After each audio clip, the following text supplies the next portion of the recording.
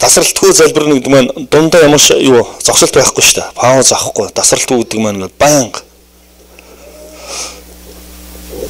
Одоо Галил чуулганы бүх хүмүүс өнөөдөр Паул өнөөдрийн эндрийн өмнө ирсэн яг шинэ үеийнхэнд ирсэн байлаа гэж бодох юм бол Паул хэлэх баг. За би Галил чуулганы төлөө би тасралтгүй залбирнаа гэсэн. Тэгээ өмнөхөн та тасралтгүй залбирх зүйл чинь юу вэ гэж асууя л да. Бурхныг мэдэх мэдлэгтэй болоосой би залбирнаа гэж хэлэх бол. За тэгвэл та Бурхныг мэдэх мэдлэг дотор хэр өсөж байна вэ? За өдөр болгон нэг цагийг Библи судлалд зориулж байсан хүн. За 7 хоногт 2 цаг зөвхөн эзний цуглаанд хүндэтгэл үзүүлэлээр ирсэн 2 хүнийг тийм графикийн зураглаар нь тийм одоо бит хүн болгоод ямар хүн байх вэ гэд тийм зураг гаргасан. За тэгсэн өдөрт нэг цаг зарцуулдаг тэр хүний сүнсний биеийн байдал гаргасан чинь яг ингээ бодибилдингийн тамирчин шиг булчин ингээл зангираал. За тэгсэн ганцхан юм барагт ингээ ердөө 2 цаг ингээд цуглаан дээрээ сургаал сонсож нөгөө мэдэх мэдлэгээр өсдөг нэг маань болохоор ингээд чүрээс ингээд бүр ингээд ясаар солтсон нэг туранхай тийм гулцсан тийм зураг гарсан. Тэгээд тэр 2 зураглыг муур сонсон. За энэ хоёр алинтай толдох уу гэсэн. Алинтай фокусдох уу гэсэн.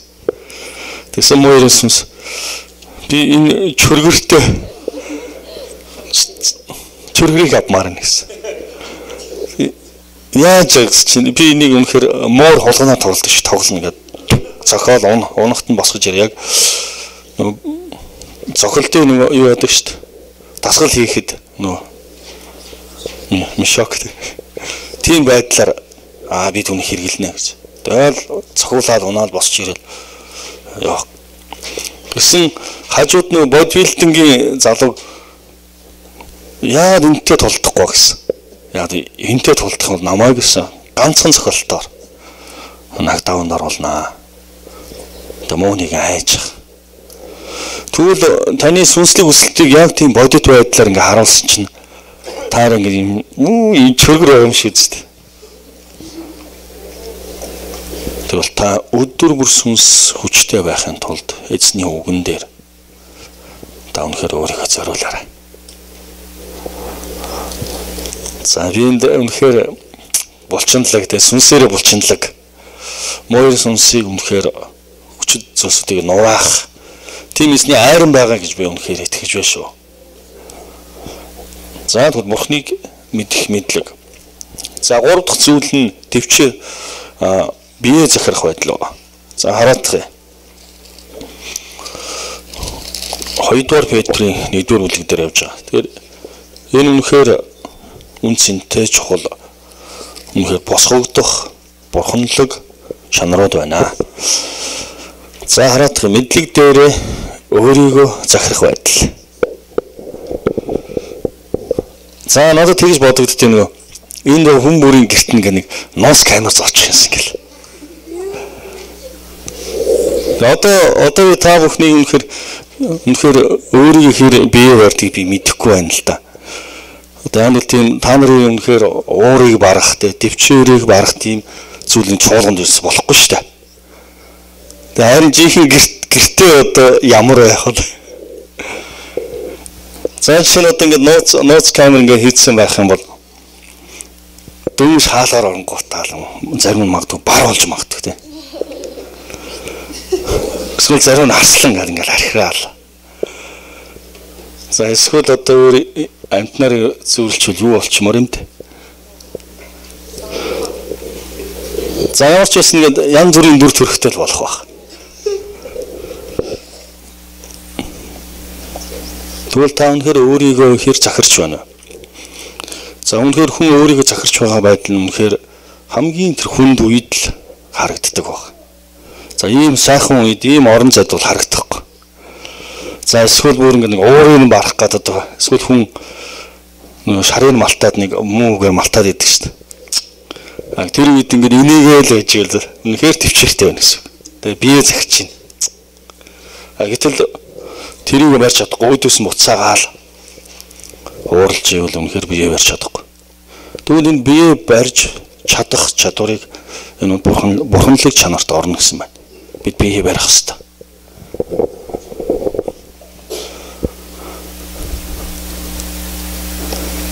За нэг орон нутагт явж байгаа сайн мэдээ, Есүсийн сайн мэдээ ярьж байхад нэг хөдөөний хахад зодуулсан. За тэгээд Есүс гэж хэлэх юм бол шанаад нэгсэн. Тэгэхээр Есүс гэсэн. За тэгэхээр нэг талдаа шанаадуулаад дахиад Есүс гэж дахиад нэг хэлэх болгонд л нөгөө ах маань зохиол хийсэн.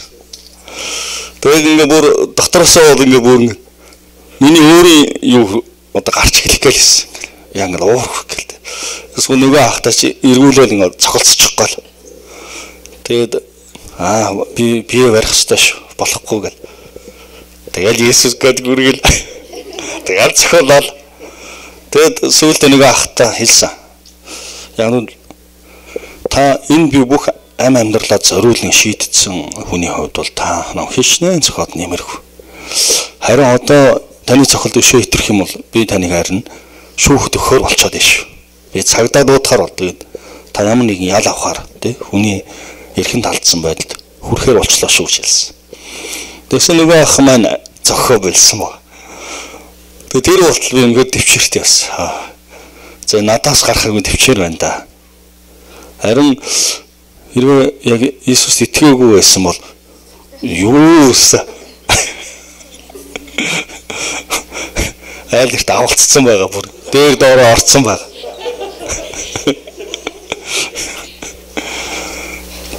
Тэ нэг шинэ амьдрал чуулганы гана гэдэг залуу энэ хөгжилтэй юм байд. Өөрөө ингээд Иесус гэдэг ийм подолк өмссөн.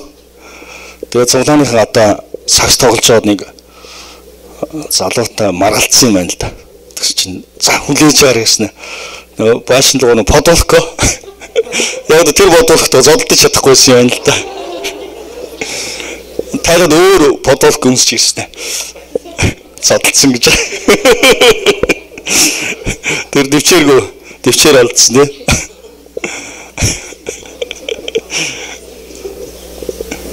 Тэгвэл та өнөхөр яг амьдрал дээр яг дэвчээр ямар байна вэ? Яг би одоо болдог бол одоо ингэ бүх гадарт ингэ камер тавьчихад за дэвчээрийг нэг харах юмсан гэж бодоод байна шүү. Тэгвэл бурхан бол харсаар байгаа. Бид нэг зүйлийг дандаа мартаад байдаг. Эргэн тойрон эргэл хүмүүс намайг хүн хараагүй ч гэдэг юм уу. Гэтэл дээш ерөөс харддаг. Дээрээс бурхан хараалаа шүү. Хөөх миний ах миний хүү юу хийгээд байна? Ямар амин бинчитлээ улаацсан. Энэ хэл аваа гэлээдэд ямар амар болцсон байна юм. Тэгээ дээрээс нь хараалаа шүү. Тэгээ бид төвчээрээ алдсан тэгээд за тэгвэл та үнэхээр өөрийгөө биеийг үнэхээр захирах хэрэгтэй байна. Бидний ямар нэг муу зүйл, уруу татах зүйл байх юм бол бид түүнийг өөрийнхөө биеийг захирах хэрэгтэй юм аа. Үнэхээр эзэн бидэнд тэр биеийг захирахын сүнсийг өгсөн ба. За Тимот номын 2-р Тимот номын 1-р бүлгийн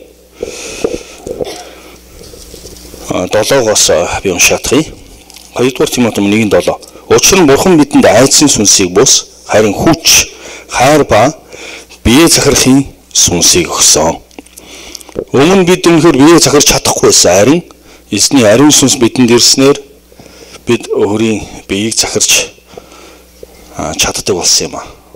Тэгвэл та өнөхөр өөрийнхөө биеийг захирах ёстой.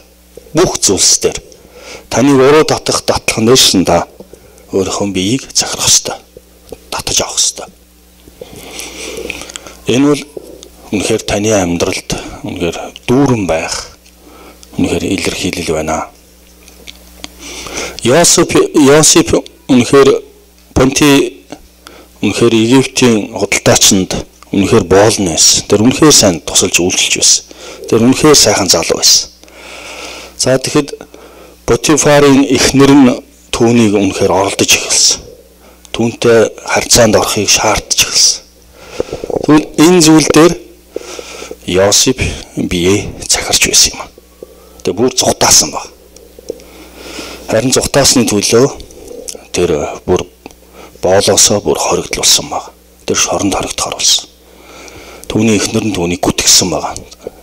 Энэ боолч нь үнэхээр над руу дайрсан гэж.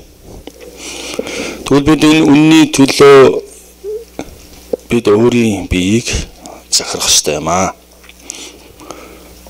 За дараагийн мөн чанар юу вэ?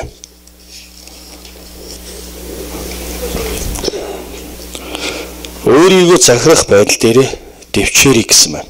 За энэ дэвчээр. За үнэхээр бид үнэхээр энэ хаанчлалын төлөө энэ дэвчээрийг үнэхээр хүнд хэцүү бүхний бид даван туулах ёстой. Энэ дэлхий үнэхээр харанхуй. Харин харанхууд бид гэрлийг асаахад харанхуй үнэхээр дургуутсан. Унтраах гэж оролдоно. Харин бид эзний гэрлийг үнэхээр харуулсаар байх ёстой юм аа. За Паул Лустр Дебре хотод үнэхээр эзний гайхамшигт үгийг тунхилж байсан. За үнэхээр би энэ Паулын дэвчээрийг ерөөсөө үнэхээр гайхдаг. За би энэ хэсгээс нь уншаадах юм. Үлс номын 14 дугаар бүлэг.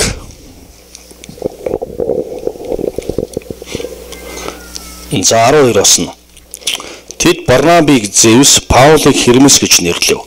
За энэ яагаад тэд нар бурхад болгоод нэрлэлсэн бэхээр төрөлхийн сумгай хүнийг Паул Барнаб хоёр явж байхдаа Паул бос гэж хэлсэн. Есүсийн нэрээр бос гэсэн. Тэгээ төрөлхийн сумгай маань хөл дээр боссон. Тэнгүүд тэр нутгийнхан бүгд Тэнгэрээс бурхад буугаад ирж гэж бодоод тэдэнд мөргөж эхэлсэн ба. Харин энэ байдлыг нь Паул Барнаб хоёр болохгүй гэдэг. Тэгээд өөрсөнд бүр бурхтын нэр өгсөн ба. Үнэхээр шүтэж эхэлсэн ба. За энэ дээр хэнийг Барнабыг Зевс нэртэй болгоцсон. Нөгөө Барнабыг нэр байхгүй болно шүү дээ. Зевс гэл ингээл хүмүүс дээрээ өргөх нь шүү дээ. За Паулыг ямар бурхад болгоцсон юм хараадах. Хермес. Хермес гэл одоо хэл агуу. За тэгээ үжитэл за цааш нараадах юм. Учир нь Паул голлон ярьж байсан юм аа. Хотын гадна байдаг Зевсийн дугны тахилч нь бух цэцгийн баглаа авчирч ард олны хамт өргөл барих гэв.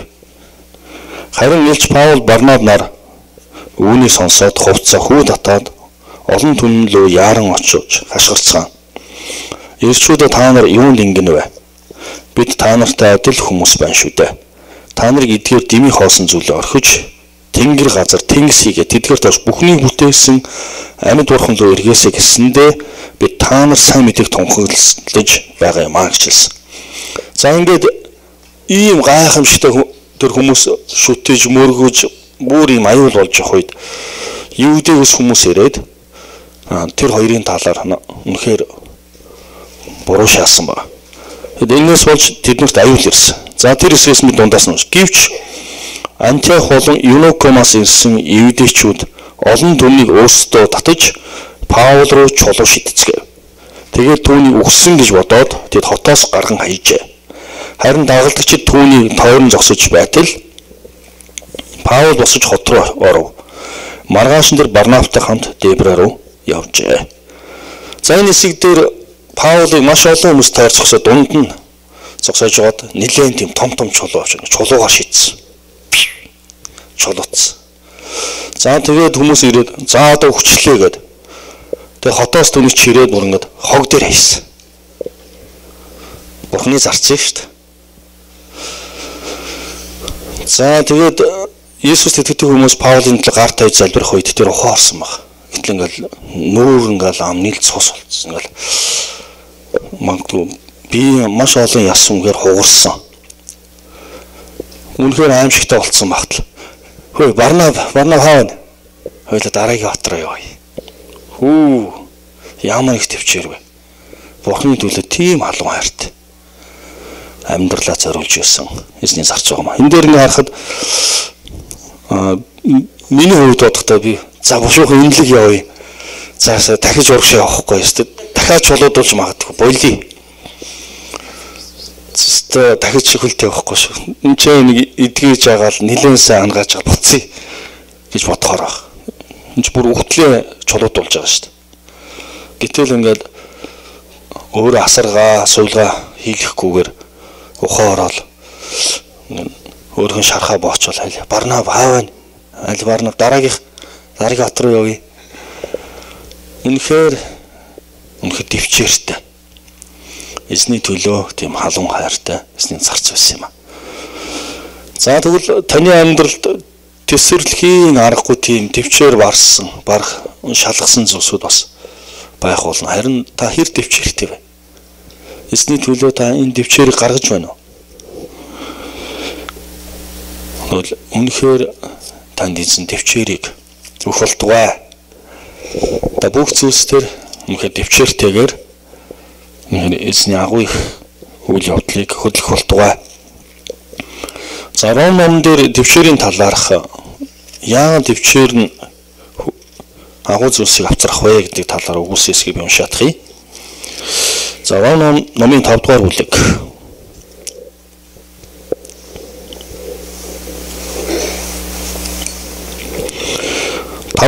Түүгээрч барахгүй мөн зовлон тоодоо байрладаг.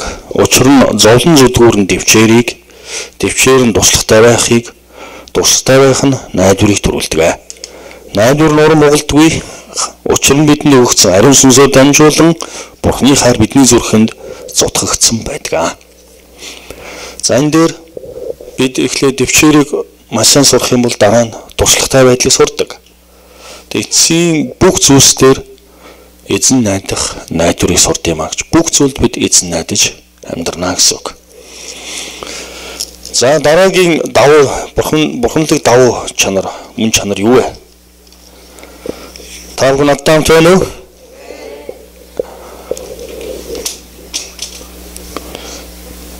За дэвчээр дээрээс сүсэглэлийг гэсэн байна. За энэ болохоор эмээх эмээлт гэж хэлж болно. Бурхнаас эмээх эмээлт. Тэгвэл энэ дэлхийн маш олон хүмүүс мэрэгэн ухаантай байхыг хүсдэг. Ялангуяа бизнесийн ашиг орлогын мэрэгэн ухаан, за үнэхээр амьдралын мэрэгэн ухаан, маш олон мэрэгэн ухааныг хүн Бурхнаас хүсэн гойдаг. Амьдралаас хүсдэг. Харин бүх мэрэгэн ухааны эхлэл нь Бурхнаас эмээх эмээлт юм аа гэж хэлсэн байдаг. Та үнэхээр Бурхнаас эмээж байх юм бол, үнэхээр Бурхан үнэхээр сүсэг байх юм бол бүх зүйлсийг Бурхан танд өгнө гэсэн баг. Та Бурханаас хэр эмээж Бурхныг хүндэлдэг вэ? Тэгвэл энэ эмээлтийг эзэн мэдлэгийн бүх баялагийг бидэнд өгд юм аа. За Холосо номын мэрэгэн ухаантай холбоотой ишлэгийг 1:9-ийг би уншаадахъя. Холосо номын 1:9. За бичээсийн хэсгэлөө нэлээд анхаарал тавьж байгаа. Яг л энэ үгээр бид хүчтэй болгогдсон.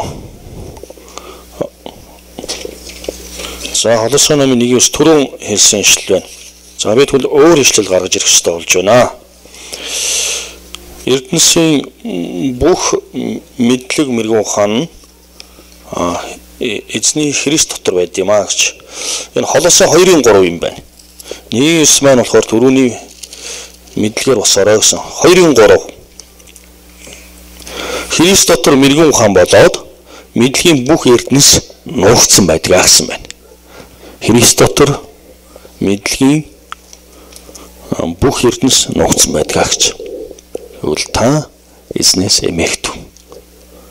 Үнэхээр эзнийг хүндэл. Үнэхээр миний амьдралын бүх өдрүүд эзнийг хүндлэхээр байхад эзэн бидний амьдрал дээр бүх баялагийг, бүх эрдэнэсийг, бүх агуу зовсыг өгөх болно. Энэ дэлхийн бүх удирдагч нар Бурхны мэрэгэн ухаанаас үнэхээр баялагийг авд юм аа. Тэгвэл энэ баялаг нь Бурхнаас эмээх эмээлтээр ирдэг. За тэгвэл дараагийн хэсэг.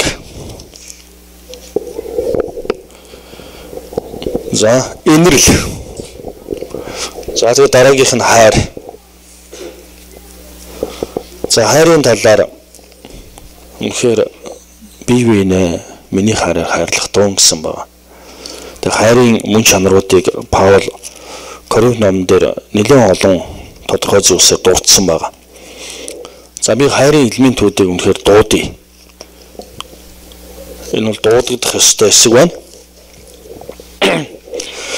Хэрвээ би хүмүүсийн болон Тэнгэр элч нарын хэлээр ярьсан ч надад хайр байхгүй бол би нүргэлэх харанга, хангинах цам болох байсан. Хэрвээ би иш үзүүлэх чадвартай мөн бүх нууцудад болон бүх мэдлэгийг мэддэг байгаад уулыг нүүлгэх бүрэн итгэлтэй байлаач надад хайр байхгүй бол би юу ч бишээ. Хэрвээ би өөрийн бүх илэмж хөрөнгөө таран өгч өөрийн биеийг шатаахад тушаасан ч надад хайр байхгүй бол энэ надад ямар ч ашиггүй юм аа гэж. Тэгвэл үнэхээр та уулыг хөдөлгөх тийм итгэлтэй байж болно. Харин хайр байхгүй л энэ хэрэггүйсэн байна. Энэ дэлхийн бүх нууцуудыг мэддэг тийм иш үзүүлэх чадвартай мэдлэгтэй байж болно. Харин хайр байхгүй л энэ бүх зүйл хэрэггүй юм аа гэж. Тэгвэл энэ бүх зүйлсийн үнцэн нь үнэхээр эзний хайр юм аа. Эзний хайр бол агапе гэсэн ба хайрыг гурван хоосон байгаа. Агапе гэж бүхнээ зориулах хайр. Пиолос гэж уучлаарай. Пиолос хайр гэж. Пиолос хайр нь их нутгаа эцэг ихээ хайрлах хайр гэсэн ба. Эрос гэж хайр. Энэ болохоор үнэхээр эхнэрээ хайрлах хайр гэж. Тэгвэл энэ бүхний хамгийн агуу хайр нь агапе гэсэн ба. Энэ бол бусдын төлөө өөрийгөө зориулах хайр юм аа.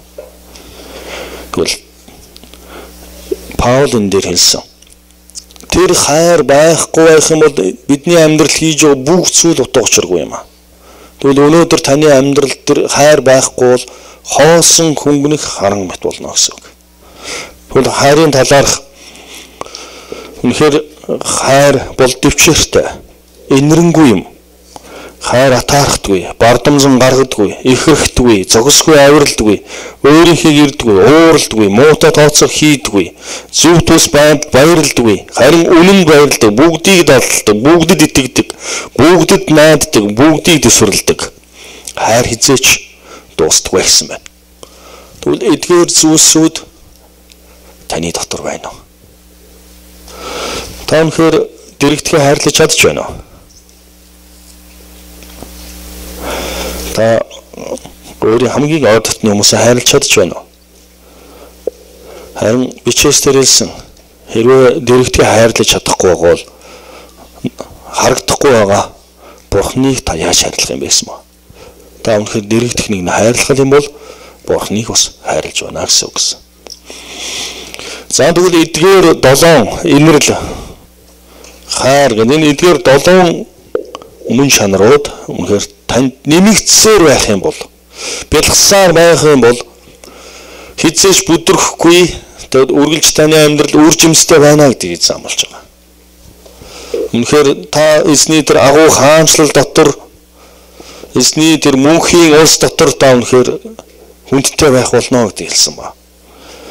Тэгвэл эдгээр зүйлсээр би өнөөдөр та бүхнийг ятгах байна. Тэгээд энэ 2013 онд дээрх 7 шатаар дагалхаж итгэлийн суурин дээр энэ 7 мөн чанарыг босгон байгуулах болтугай. За тэгээд хамтдаа одоо залбирая. Тэгээд энэ цагт өгөгдсөн үгийн төлөө бас талархъя.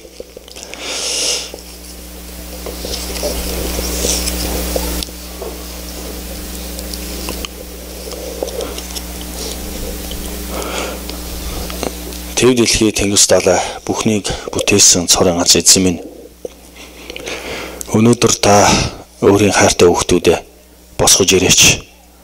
Та тэдний дотор үнэхээр өөрийн тэр 7 үнэхээр давуу байдлыг үнэхээр бий болгож өгөөч. Их эзэн минь. Та энэ зүйлээр дамжуулж үнэхээр таны амьдрал үр жимс үнэхээр дүүрэн байдал агуу зүйлсүүд ирнэж таамалсан. Та эдгээр зүйлсийг өөрийн хүүхдүүдтэй буулгаач. Тэд үнэхээр сайныг үлдэхдээ зүрхшээхгүй байхыг гуйж байна. Тэр таныг мэдэх мэдлэгээр өсөөсэй гэж гуйж байна. Тэгэд өөрийгөө захирах байг дотор амьдраасаа гэж хүсэж байна. Тэгэд бүх зүйлс дотор дэвчээртэйгээр танд өөрийгөө зориулт дотор алхахад нь туслаарай гэж хүсэж байна. Их эзэн минь тэгэд үнэхээр танаас эмэх эмээлтэр таныг хүндлэж, дээдлэж, магтахултугай. Тэгээ эргэн тойрон байгаа энэ дэлхийг үнэхээр инэрх тэр инэрлийг та тэдэнд буулгаарай. Тэгээ бүхнээс илүүгээр бүхнийг хайрлаж чадах тэр хайрыг өөрийн хүүхдүүдтэй бэлхаагаарай эзэн минь ээ. Тэгвэл энэ зүйлс бидэнд байсаар байвал бид өөрсдийн бодсноос илүү агуу их зүйлсийг таны дотор бүтээх болно. Ингээд давуулан дийлэх болно. Эзэн минь та туслаарай. Таны таалал оршиг, таны хүч чадал хамт байг. Гайхамшиг бүтээгч эзэн минь таны нэрийг үнэхээр магтъя. Бид энэ дэлхийн маш олон зүйлсээс үнэхээр дүүрэн байдлыг хайдаг. Харин та бүх зүйлсийг дүүргэж өгсөн байгаа. Бүх зүйлс таны дотор хөдөлдөг. Тэгвэл бид энэ дэлхийдэр агуу зүйлсийг байгуулахын тулд танаас хүссэн гуйж байна. Та дээрх зүйлсийг үнэхээр бидний дотор мөн чанар болгож өгөөрэй гэж танаас гуйж байна. Таны таалал оршиг, таны хайртай хүү Есүс Христийн нэрээр. Аамен.